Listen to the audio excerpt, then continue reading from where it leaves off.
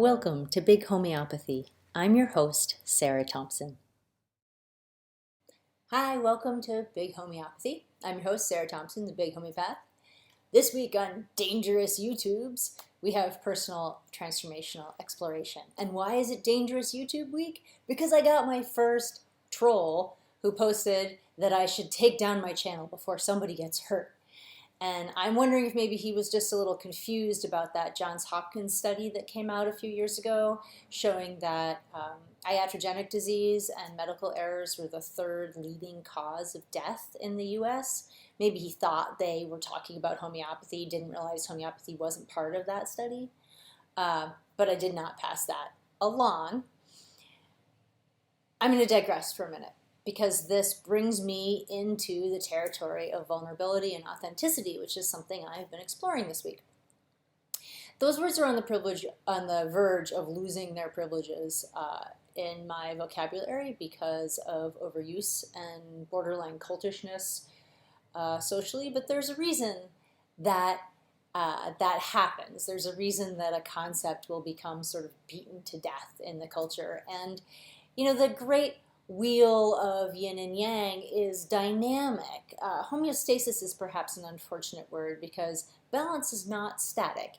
And as cultural currents shift and move between extremes of sclerotic rigidity and gooey formlessness, we have new things emerge. And right now there's a lot of talk about allowing an opportunity for a little bit of vulnerability. And I think that that's wonderful that this dynamic happens, this movement forward in time.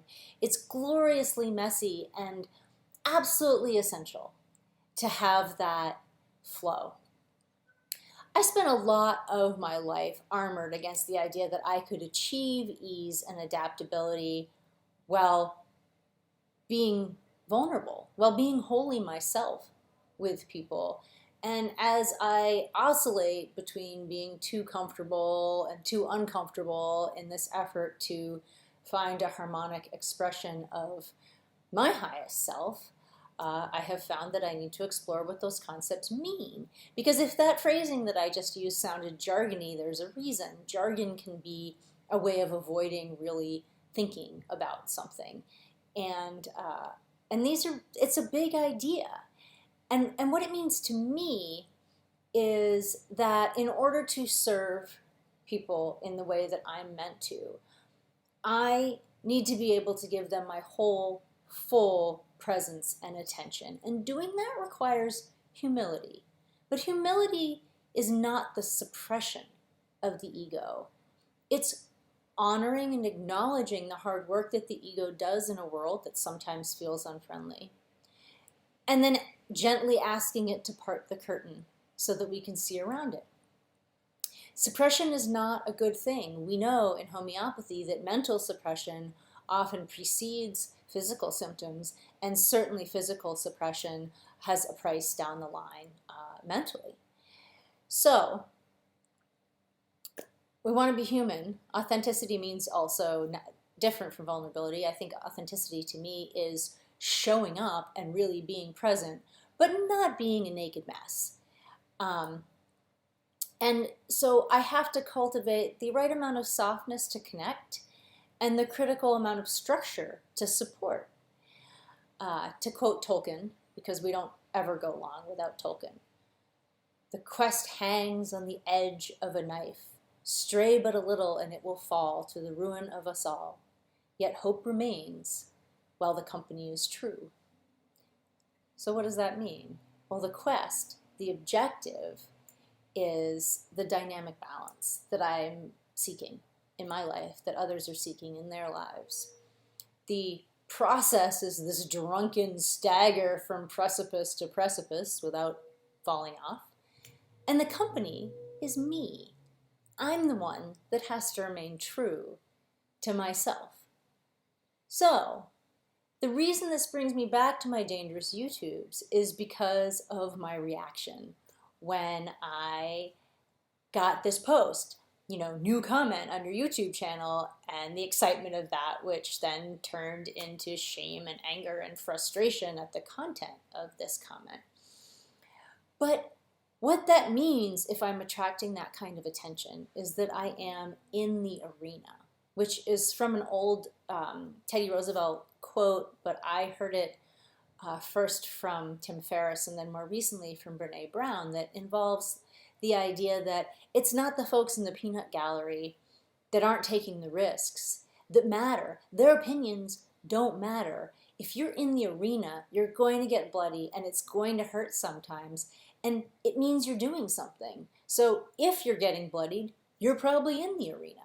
And that was a really exciting thing for me to realize, because I've put this out in the world, big homeopathy, and kind of makes it feel big.